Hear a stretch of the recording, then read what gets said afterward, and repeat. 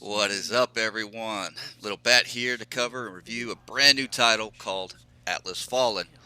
Firstly, I'd like to thank everyone who has subscribed to my channel while covering Strangers in Paradise. I know that a lot of you joined my channel over the past year for that content, but after a year of coverage, it was starting to lose its flair for me. So I needed something fresh.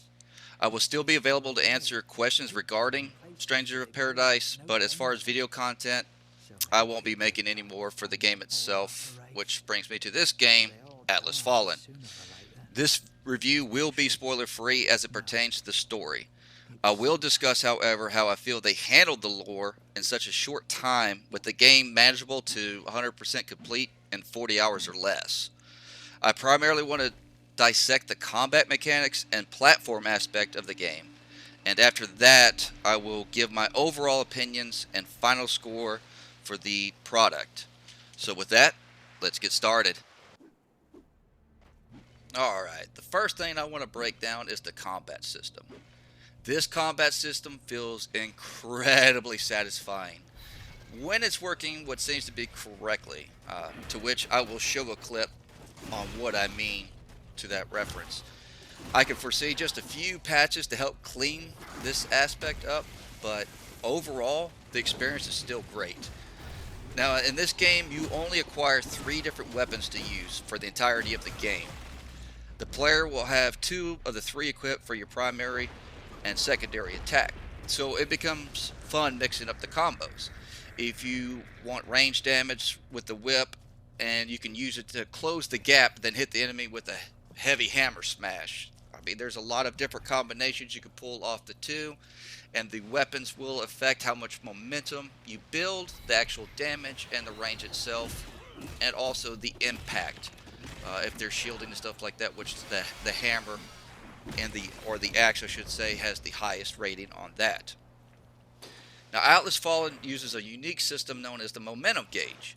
As you build your momentum gauge in combat, not only will your weapon become stronger and added on range, it will begin to activate what is known as essence stones, which primarily makes up your build. There are over 100 plus stones. I think it's roughly around 150 something to choose from as you get further into the game. Properly sequencing these stones to activate in a certain order will make or break a build.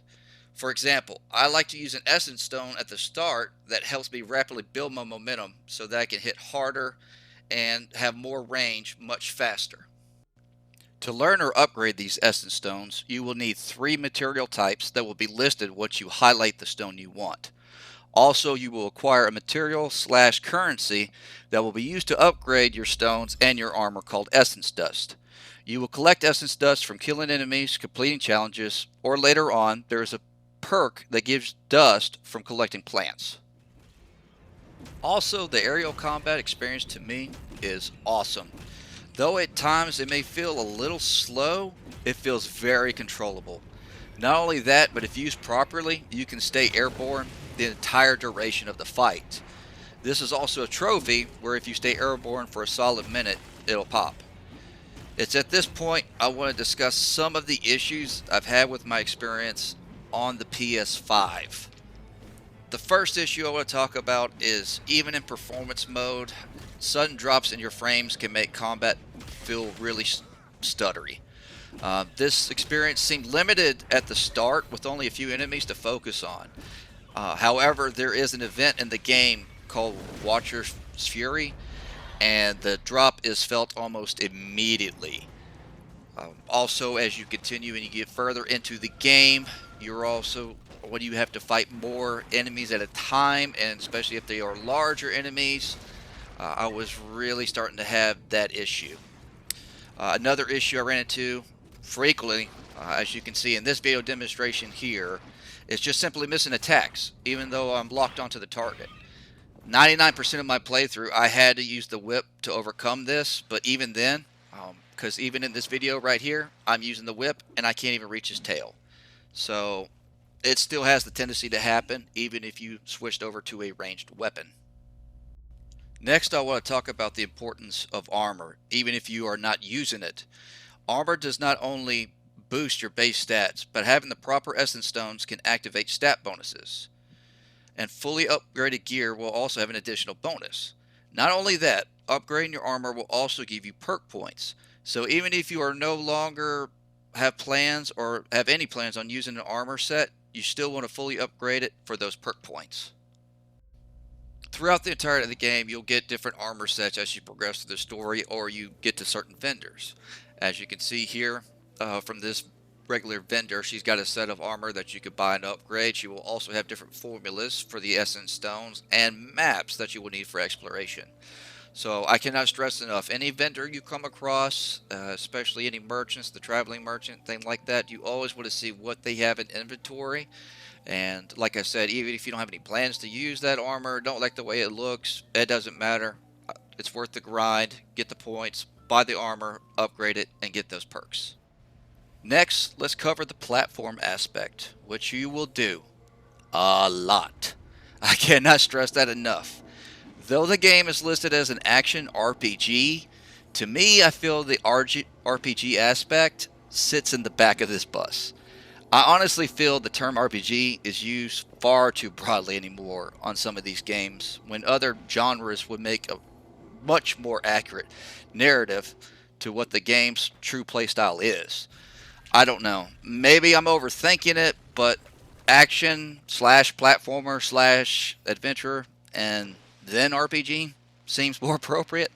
Let me know what you guys think in that, on that subject in the comments below. Do you think I'm just overanalyzing it, or do you think that they are maybe just using RPG a little bit too broadly, maybe just to pull people in to the game and have that because the genre itself is so popular?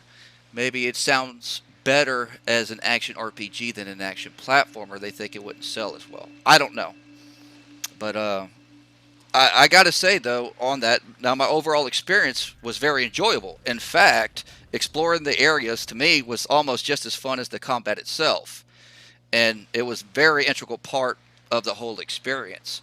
So I very much enjoyed it, but I have to give fair warning to people that maybe they don't like that type of game where you've got to jump from this place to that place, or you got to traverse here in a certain amount of time, and you're way above in the air, and you've got to do all these things.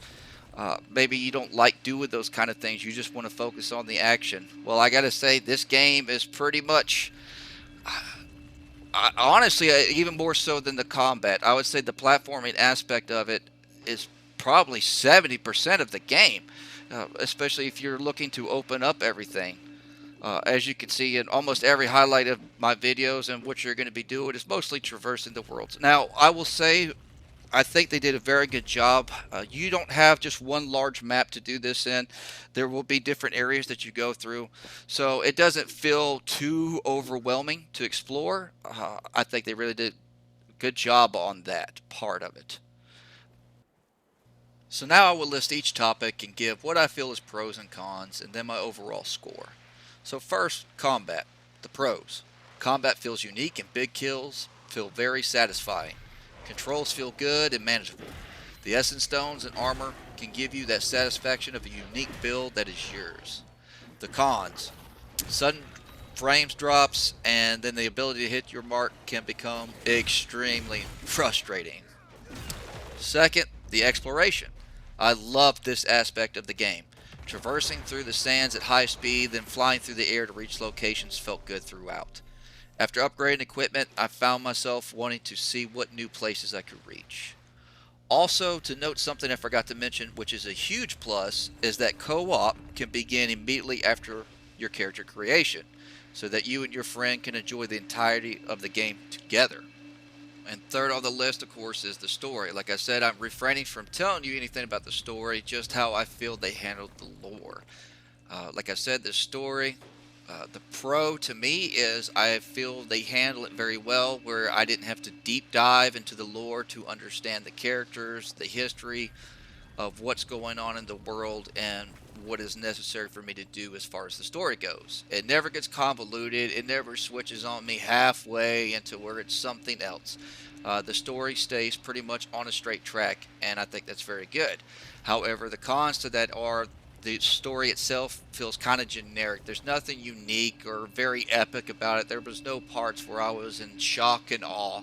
So Honestly, the story, I feel it's solid filler for the gameplay itself, but as far as getting very deep into the story, I wouldn't expect much of it. Now, I do see this as something they could build on as a future franchise, and maybe with even some future updates or DLCs to this game itself, or if they do a second one, I would really love to see them expand on that now that they've got the foundation set. And then fourthly and fifthly, I will talk about, like I said, the music and the graphical experience of the game. Now, when it comes to music, like I said, there's no. It's very mid. It feels very, um, like almost like you would have on a TV show without extremely high budget either when it comes to, I'm going to say, medieval style or those type of shows that go back to knighthood or to adventure series and things like that. It's not that the music is bad, but there's no part where it feels like, the music is just coming through and you're like, oh my gosh, wow, I'm getting really hyped for this boss battle. Look at this music that's coming in. Never expect that to happen throughout. And lastly, like I said, the graphics. Now, they are not AAA. Well, overall, the graphics were pretty good. Surprisingly, like I said, you will have those issues with frame rate drops. Like I said, this is all my experience that I'm discussing is on the PS5. PC might be a totally different experience. Xbox might be a totally different experience. I do not know. But I can tell you for the PS5 that you will have frame drop issues and you will have texture issues. As such as what sometimes when I'm pulling a chest up through the ground, it's going to look all blocky and gray. It looks horrible. And there are other parts in the game where if I'm moving too fast and the environment is trying to catch up even on performance, things will be absolutely lost. There won't be any background whatsoever for a second or two until it finally comes into play. And also during certain cutscenes with characters, you will see different items. Particularly, there is a character that carries stuff on his back, and during those cutscenes, they are just going wild, like he had a mouse in his back pocket and is just riveting through stuff.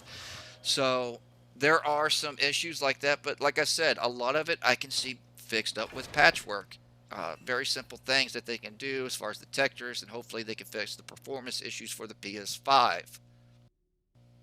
So with all that being said, my overall score for this game, currently as it sits, is a 76 out of 100. I believe that with the right patchwork and everything like that and updates, that could easily be bumped up to an 80, which I think is pretty pretty solid overall.